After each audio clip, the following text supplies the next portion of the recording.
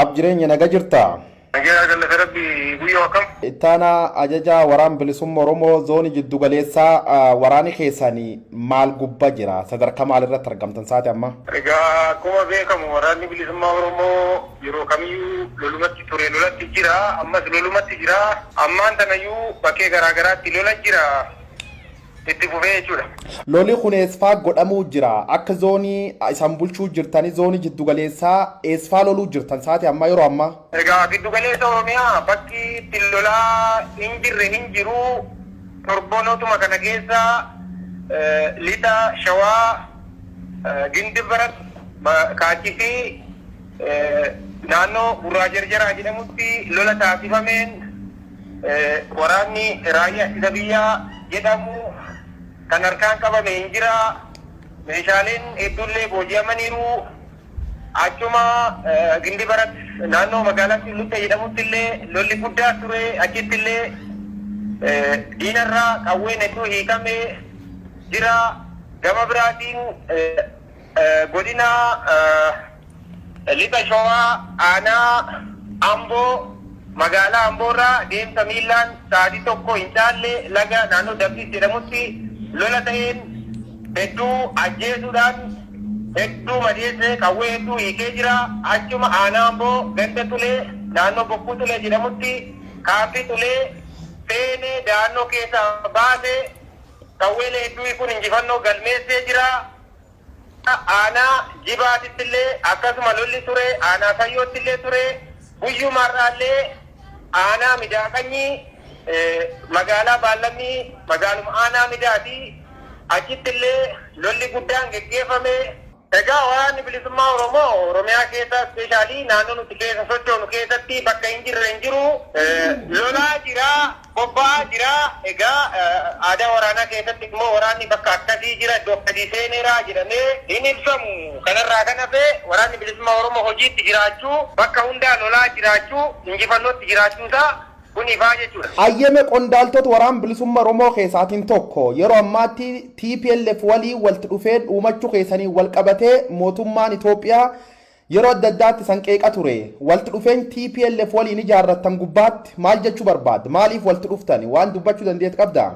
Waraanni bilisummaa Oromoo yookaan immoo hoogganoonni keenya akka dhaabaatti dhaabni waliigaltee inni godhu dhaabota yookaan immoo jaarmiyaalee sirna kana hundeerraa kaasuu keessatti kallattii garaagaraadhaan waliigalteen godhaa alliyaansiin godhaachuudha. Gama siyaasaatiin haa ta'u waraanaan haa ta'u tumsa garaagaraa hin geggeeffata. TPLF qofa osoo hin taane Beenishaangultu jira, Sidaamaatu jira, baay'eedha. Warra kana wajjin waliigaltee godhee waliigalteen goon waliigaltee waraanaati. Sirna kana diiguudhaaf impaayera kana diignee sirna nama nyaataa, cunqursaa, saamichaa kan dhabamsiifne hiree uummanni biyya kanaa Oromoo dabalatee sabaaf sablammoonni impaayera kana keessatti qawwee dhukaanfamanii jiran kana bilisummaa gonfachiisuudhaaf biyya isaaniirra nagaan akka jiraatan gochuudhaaf waliigalteen hin taasifamaa jechuudha. Kanaaf wanni kan TPLF addatti afarfamee odeeffamuuf biyya kana keessatti humna ta'ee mootummaa kana kan raasaa jiru DFP fi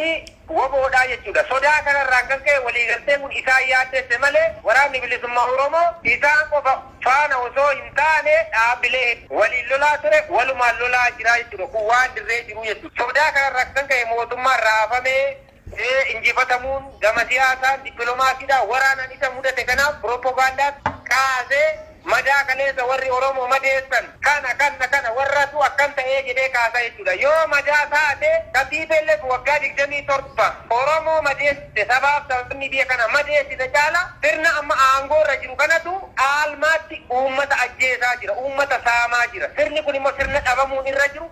Kanaafuu seetan illee mootummaa kanarratti qawwee yoo tukaate sirna kana diiguudhaaf mormii irraa qabnu jechuudha. Ayyee TPLF waggoottan 27 turan armaan dura ajajaa waraan bilisummaa Oromoo waliigalaa Abbaa Kumsaa Dirriba Lammeessaa yookaan Jaalmarroon dubbate ture. TPLF waggoota baay'eef Oromoo miidha turte sunis hin irraanfannee jedhe ture. Amma TPLF waggaa 27 lolaa turtanii namantani amma deebanii nu ganan jettanii hin shakkitanii? sodaa DDS yookaan sodaa ebeluu kan jedhu waraanni bilisummaa Oromoo sodaa akkasii of keessaa qabu. Kaleessa gonaatisa akkasii nurraa qaban qaban lolaa turre kaleessa. Har'a ammoo isaan bakka sana hin jiranii jechuudha. Bakka isaan addeeffannee dura dhaabbanne lollu hin jiru. Aangoo kan harkaa qabu sirna isa kanaa jechuudha. Sirna amma aangoo harkaa qabu kan uummata ajjeesaa saamaa giddirsaa jiru kana duulli keenya qabsoon keenya inni kallattii namaa isarratti jechuudha. Malee DDS kaleessa Oromoo hin saamne hin ajjeefne godaannisa irratti hin raawwanne jechuu miti jechuudha. Kanaaf amma garuu haala qabsoon Oromoo keessa jirtu haala impaayirri kun keessa jirtu murteessaan sirna amma aangoo irra jiru jechuudha. Amma waliigala TDF yookaan humnittis Tigraay gar kaaba gulaanii loltoota mootummaa baay'ee push godhuu dubbatama. Magaal Dasee dabalatee bakka hedduu baay'ee qabachuu isaa dubbatama. Waraani keessan waraani bilisummaa Oromoo Oromiyaa keessaa iddoo tanfa qabaatti. Magaal yookaan aanaa kan farka qabam. Waraanni bilisummaa Oromoo zoonii kanaa keessumaa naannoo lixa shaggar keessa socho'u bakkee jirurratti amma osoo hin taane yoo xiqqaate baatiiwwan hedduudhaaf bakkeewwan hedduu to'annoo jala galchee jiraa jira. Fakkeenyaaf Gindi Barat irra caalaa, aanaa Ilfataa, aanaa Midaaqanyii, aanaa Amboo gara Waddeessaa, Abuunaa Gindi Barat, Dirree Jinni, aanaa Jibaat, Tayyoo, magaalaa xixiqqoo kan mootummaa waraanni mootummaa haga ta'e keessa jirturraa kan hafe waraanni bilisummaa Oromoo dhuunfannoo isaa jala oolfataa ture amma immoo daranuu jabeesse itti jiraa jechuudha. Ittaanaa ajaja waraan bilisummaa Oromoo zoonii jiddugaleessaa aabbi jireenya mee TPLF yoo fudhannee magaalota gugurdoo mootummaa naannoo Amaaraa jala jiran baay'ee dhuunfatanii ufiin bulchan agarra. Waraanni bilisummaa Oromoo aana waan dabarte magaala gugurdoo fa'aa kontirool yookaan dhuunfachuuf irratti xiyyeeffateen hojjetachuu.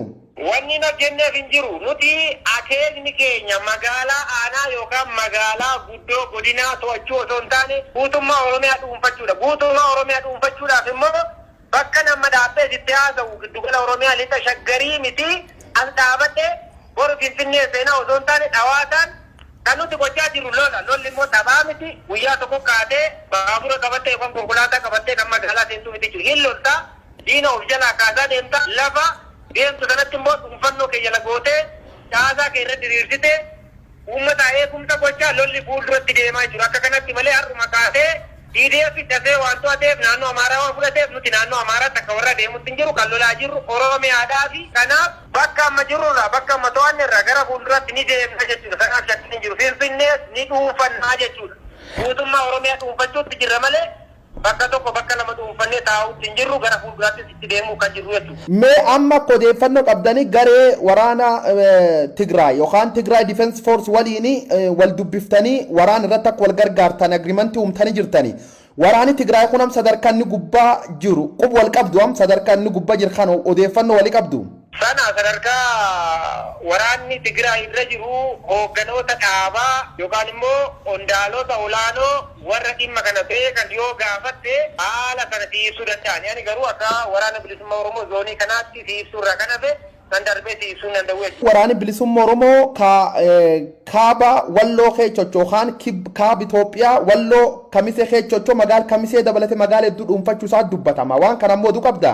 Waan kana jaallan achi jiran irraa hagan odeeffatetti injifannoon cululuqaa akka jiru meeshaalee gurguddaa kan akka dishkaa baazuqaa snaaperii bireenaa kanneen dabalatee hiikaa akka jiranii jaallan irraa odeeffannoon hin qaba. Garuu kanallee qaamaan achi taa'ee akkanii sana ta'ee bakka akkasii lola ta'ee akkatti dhuunfanne akkatti boojinee kana siin jechuu hin danda'u guyyoo. Mootummaan Itoophiyaa kun sadarkaan inni gubbaa jiru kun nam siyaasaan Itoophiyaa akkamitti ilaaltu siyaasaan mootummaan biyya bulchu keessatti argamu kan. Akkuma walumaanuu argaa jirru qaamaan keessa jirra akka beeknutti sirna Itoophiyaa impaayirri kun impaayira duute impaayira kana duuteef immoo warri boo'ichi hin galchuu kan du'e awwaalu amma awwaalcha tafe jechuudha. Kanaaf tumsitoonni mootummaa boo'aa jiru.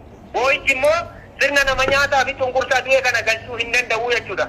Kanaafuu furmaanni isaa maali? Awwaaluu qofa. Awwaaluudhaaf immoo waraanni bilisummaa Oromoo itti jira jechuudha. Mee dabalataan mootummaan Itoophiyaa yeroo ammaatti deddeebiin waliigaltee biyyaalessaa tolchuuf karoorfadhee jedhee waliigaltee mootummaan biyyaalessaa godhuu fedhe kan akkamiin laaltan hin fudhattanii san? Har'aa miti addi bilisummaa Oromoo yeroo chaartera irraa kaasee karaa nagaa qabsoo kana xumuruudhaaf yaalii inni godhiin hin jiru. Yaaliin kun immoo mataa jabinaa fi shira mootummaa Itoophiyaa yeroo aangoorra ture haga ammaa aangoorra jiraniin qadanqamaa ture jechuudha. Nagaatti namanna nagaa fiduudhaaf qawwee kaafne jechuudha. Mootummaan kun immoo karaa nagaadhaan mariidhaan gattaa'ee ni taasisaa yoo jenne hin taasisu waan waliin beeknu jechuudha. Lafa qawwee walitti dhukaasaa jirrutti lafa mootummaan humna qabu lafa irra qilleensarra bobbaasee lola geggeessaa jirutti kuni waan fakkaatu miti jechuudha. Amalanni baroota hedduu fi hagaarraa ammallee itti jiru kun keessumaa mootummaan amma aangoorra jiru sirni PP amma aangoorra jiru kun shira inni waggoota 3 arfan darban keessatti waraana bilisummaa Oromoo irratti dalage akeektu qabu furtuu rakkoo karaa nagaa kan inni qabu osoo hin taane mootummaa shiraatii jechuudha. Mootummaa shiraa kana faana immoo kana haasa'uun irda deebiin mootummaanii loltoota keessan dhabamsiisu dubbata. Loltooti shanii hagan harka kennatte hagan ijjeefamte hagan harka kennamtedhani yeroo baay'ee miidiyaan ibsa kennan. Loltooti baay'een isan irra ijjeefamuun kun dhugaa yookaan isan dadhaba dhufuun mootummaan isan miidhuun kun hagam dhugaa. Olola mootummaanii waraanaan gaafa dadhabu siyaasaan gaafa kufu dinagdeedhaan gaafa kufu propagaandaatti ololatti dhimma ba'a. Ololli kun immoo olola hin jirre waan isaan olola oofan kana lafarratti gaafa argitu yoo waraana keenya ka dhabamsiisan taate lafa waraanni bilisummaa Oromoo amma dhuunfate kana waraanni mootummaa eessa dhaqe waraanni keenya yoo dhume kuni waan dharaati jechuudha. Gama biraatiin immoo waraanuma isaanii keessaa yookaan immoo dabballootuma isaanii keessaa leenjisanii waraana bilisummaa Oromoo fakkeessanii yeroo tokko tokko ni dhiyeessu. Waraana ajjeesan sana waraana booji'an sana kan harkaan qaban sana gadi fuudhanii maan agarsiisin hin jiru jechuudha. Kijiba wanna kijibaa akkuma karasiin jedhe warri aduu eebetta warra du'e kan immoo boo'aa jiru. Boo'ichi kun boo'icha sobaati jechuudha. Kanatti naguuguudhaan malee waraanni bilisummaa Oromoo yeroo kamiyyuu caalaa sadarkaan dandeettiin inni irra jiru olaanaa jechuudha. Kanaafuu lolee itti milkaa'aa jira jechuudha. Kanaaf mootummaa waa kijibaa duruu amala isaati kanarra waan laalan illee miti. Yeroo baay'ee deddeebiin loltoota leenjisuu keessanitti dubbatama. Bakka baay'ee loltooti jajjabee waraanni bilisummaa Oromoo jajjabee leenjisedhanii suuraaleen viidiyoon gargaraa gaafiif deebiin gargaraan godhama. Loltoota baay'ee leenjisuu jirtan namooti gariin ammoo akka sadarkaa loltoota ittiin leenjisan kana waraanni bilisummaa Oromoo key area istiraatejik boota bakka hedduu qabachuu hin dandeenye dhani qeeqee hawuu jira. Tanirra maal jetta? Egaa waraanni bilisummaa Oromoo yoomiyyuu bilisummaa Oromiyaatiif lola, walabummaa Oromiyaatiif lola. Kana keessatti immoo waraana leenjistee gurmuu kee jabeessitee diinaan loluun fardii waan ta'eef inni kun hojiidhuma idilee waraanni bilisummaa Oromoo itti hojjetu jechuudha. Gama biraatiin garuu gaaffii ammatti bakka istiraatejii ta'e qabachuu hin dandeenye gaaffiin qabu tarii warri haala waraanni bilisummaa Oromoo itti jiru hojiin guyyaa guyyaan itti jiru quban qabanii kanaaf kaasuu danda'u jechuudha. Warri waan akkasii kaasan kun waraanni bilisummaa Oromoo maal hojjetee maal tanqatee yoo bira taate bira qabsoo Oromootu kana kaasa taate waraana bilisummaa Oromoo akkattiin gaafa komatan isaanoo dirqama Oromummaa isaanii dirqama biyyi kun isaanirraa feetu maal ba'anii isa kana warri ilaaluu malee warrumti deebisuu malee jechuudha. Haa ta'uti garuu waraanni bilisummaa Oromoo akka ammatti deemaa jirutti itti milkaa'aa jira, injifannootti galmeessaa jira. Gara fuulduraatti illee kanaa olitti guutummaa Oromiyaa dhuunfachuudhaan uummata Oromoo roorroo fi gidiraa kana jalaa baasuudhaaf kan itti deemaa jiru kan itti illee milkaa'uu jechuudha. Mee akka waligalaatti naannoo qabattan keessatti aanaalee magaalota yookaan gandoota qabattan keessatti dabballoota mootummaa loltoota mootummaa yookaan warra mootummaaf hojjetu waliin walitti dhufeenyi keessan maal fakkaata? Akkamii waliin ooltanii buluu jirtan? Bakka sochii waraanni bilisummaa Oromoo amma dhuunfatee jiru keessatti caasaa mootummaan qabu hin jiru. Haa ta'uti garuu kanneen kaleessa mooraa mootummaa keessa dhaabbatanii milishaa irraa jalqabee waraana irraa qabee warri keessaa bakkachuu jiran warri nagaa maatii isaatti galuuf jiru galaa jennee warri galan jiru warri immoo hidhannoo isaaniitiin gara keenyatti dhufanii harka kennatanii nagaadhaan dhufanii waliin leenji'anii waliin har'a lolaa jirullee ni jiru. Bakkeewwan garaagaraa waraanni bilisummaa Oromoo itti hojjechaa jirutti immoo hojii nagaa uummataa eegsisuu keessatti uummata ittisuu keessatti waraanni bilisummaa Oromoo hojjechuutti jira. Warra hojjetu faana ammallee hojjechuudhaaf qophiitti jira. Waamicha illee gochaa jira. Waamicha kana dhagee ilmi Oromoo ani Oromoodha jedhu Oromiyaadhaaf nan du'a jedhu inni Oromoo nan laallata kan jedhu wajjin hojjechuudhaaf qophiidha. Ammallee mooraan qabsoo bilisummaa Oromoo kan waraanni bilisummaa Oromoo hoogganamu banaadhaa jechuudha. Mee bakka baay'ee aanota waraanni bilisummaa Oromoo dhuunfate keessatti bakka hedduutti tajaajili mootummaa addaan cite jira. Geejjibi hin jiru, barnooti hin jiru, barattooti addaan diigamte, uummati baadiyyaa magaala dhufuu hin dandeenye, uummati gargalee duhee jira. Kanaaf ammoo mootummaan itti gaafatama san tolcha. Maqaa keessaniin uummati miidhuu jira. Shaneetti uummati daraaree uummatis shan of keessa qabatee jedhanii koomii akkana akka armirran maal jetta? Lubbuu uummata keenyaaf kennine wareegama kaffalaa turree kaffalaa jirra.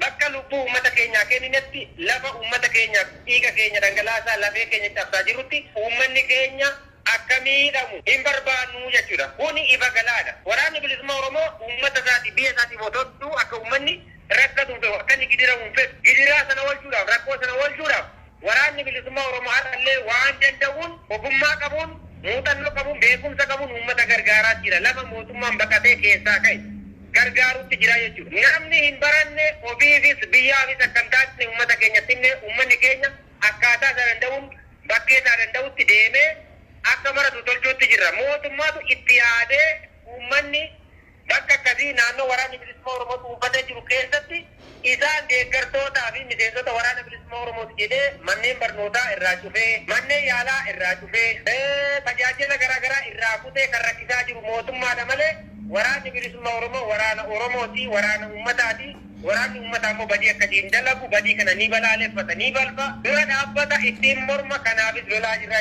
Yeroo baay'ee akka dhageenyutti mootummaan Itoophiyaa loltoota raayyaa ittisa biyyaa dabalatee, milishooti dabalatee, poolisii naannolee dabalatee waraan kaabarra xiyyeeffachuun namoota baay'ee achi erga loltooti baay'een achi miidhamu quqqabna. Namoonni tokko tokko akka jedhanitti yeroo ammaa waraani baay'een Oromiyaa keewwaan hin jirree fi yeroon kunini waraan bilisummaa Oromootiif mijataa jedhan.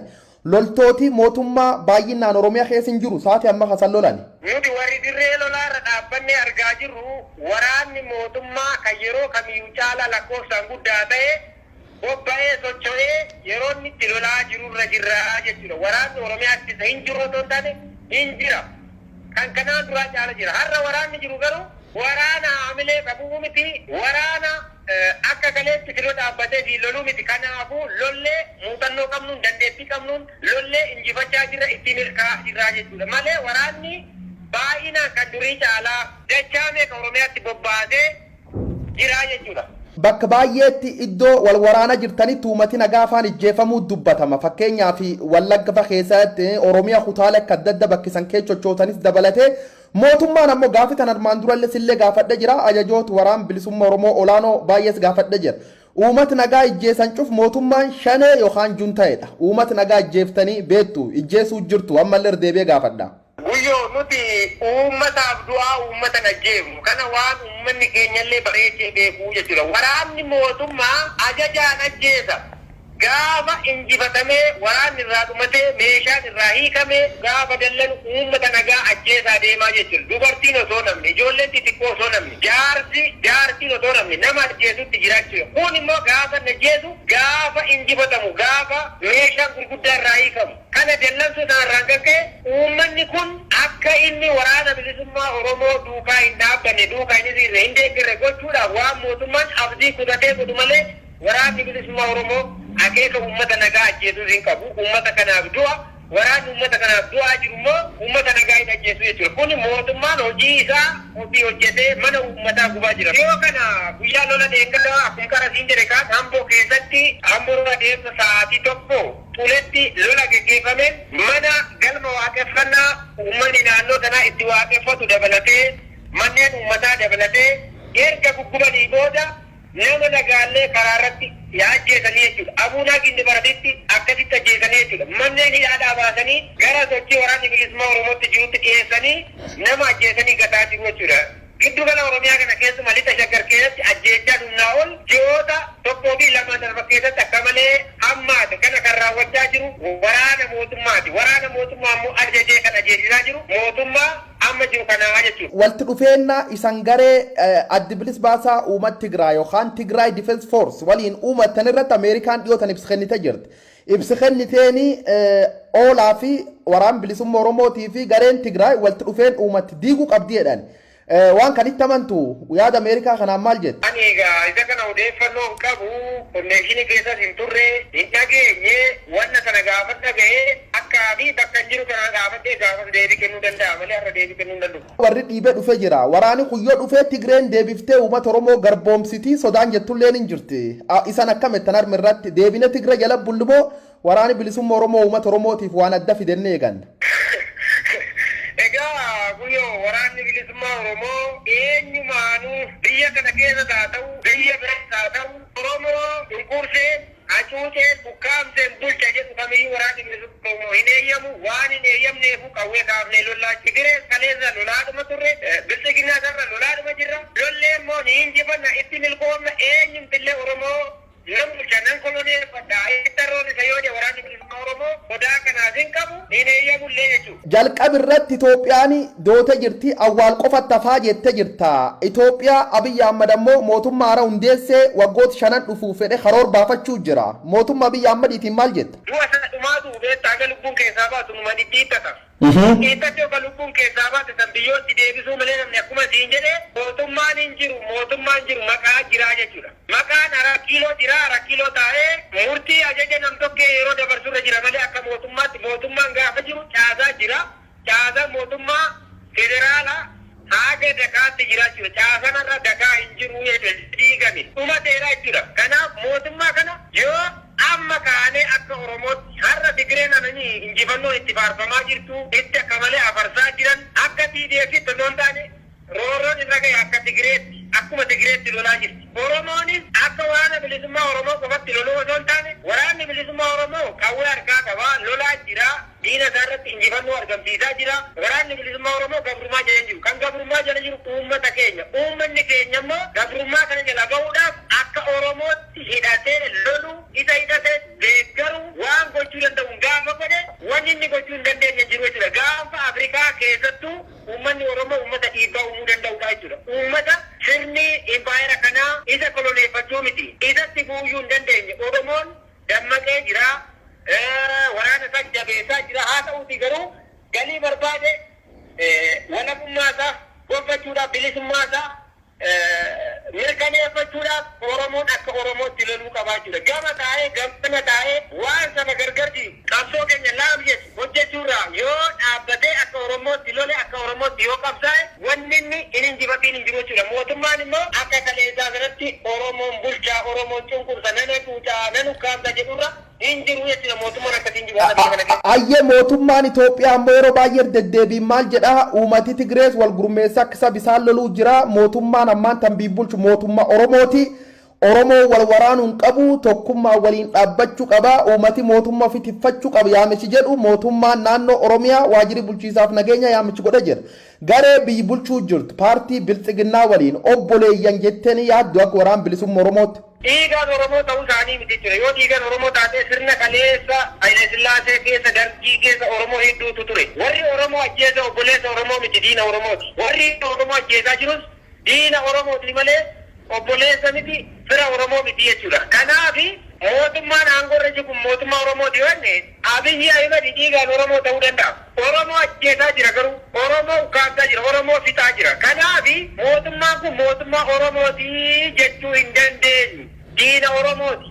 Kan Oromoo ajjeesu kan Oromoo saamu kan Oromoo hidhu kan Oromoo saamu diina Oromooti malee fira Oromoo miti jechuudha. Yoo tan dhaabbatii Mark Zuckerberg hammaan tan maqaa kaampaanii isaa meettaa jijjiirate waraanii bilisummaa Oromoo dhaabbilee hamoo jechuun fuul feesbuukii akka hin fayyadamne isan ugguree jira. Waan kan dhageette yoo dhageette ammoo asirra waan jette qabda. Ani sadarkaa odeeffannootti sooshaal miidiyaan kanarraan argaa dhugaataatu dharataatu hin beeku yoo dhugaa taate fuula feesbuukii cuufuu danda'a garuu qawwee waraana bilisummaa Oromoo yoomillee hin cufamu hin ugguramu akkuma tufa'utti jira akkuma injifatutti akkuma diina ajjeesu akkuma booji'utti jira kanaafuu feesbuukiin cufame dhiifame miidhaa akka qabaatu qabaatellee waraanni bilisummaa Oromoo sanaaf yaaddoo qabu jechuudha. Meedhiyoo tana ajajaan olaanaan waraan bilisummaa Oromoo gameessi waraana jedhame herregama boolichi dheengee isan lakkisuun mootummaatti harka kennate jira. Isan keessa diigumsi jiraachuu wal dhabdeen jiraachuu mootummaan yookaan warri mootummaa deeggar bal'ise irraasaa ture.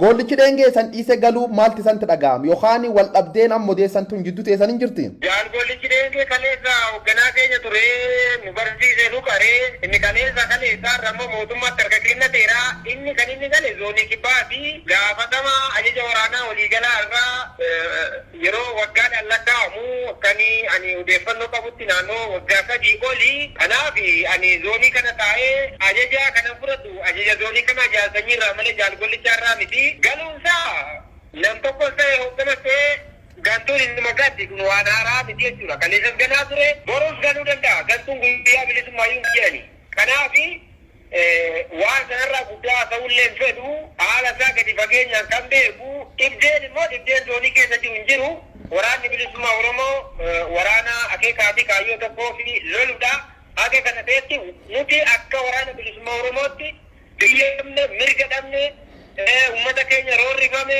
mirgi isaa sarbame kana deebisuudhaaf qabsoo goona malee akka waraana bilisummaa Oromootti waraanni bilisummaa Oromoo dhibdee yookaan immoo mormii inni akka itti furamuu hin dandeenye hin qabnu sirna qabnaa rakkoo yoo jiraate sirna keenyaan furanna akkasumatti ture akkamatti jirra fuulduraaf illee akkasuma jechuudha malee dhibdeen gidduu keenyatti dhalatee waraanni bilisummaa Oromoo furachuu dadhabee galu hin jiru yoo nyaafumas taate malee. Ayyee dhiyoo tana kaadireen mootummaa yaa'ii turte ji sadiin dura ajajaan kan kee jaalsanyii ka jedhamu lixa Oromiyaa keessatti wal dhabdee jidduutti uumamteen du'ee jedhanii jiran. Jaalsanyiin lubbuun jirmu hedui. Jaalsanyiin gaafa kaadireen mootummaa du'e jedhu qaamaan waliin teenya ilaalaa jirra.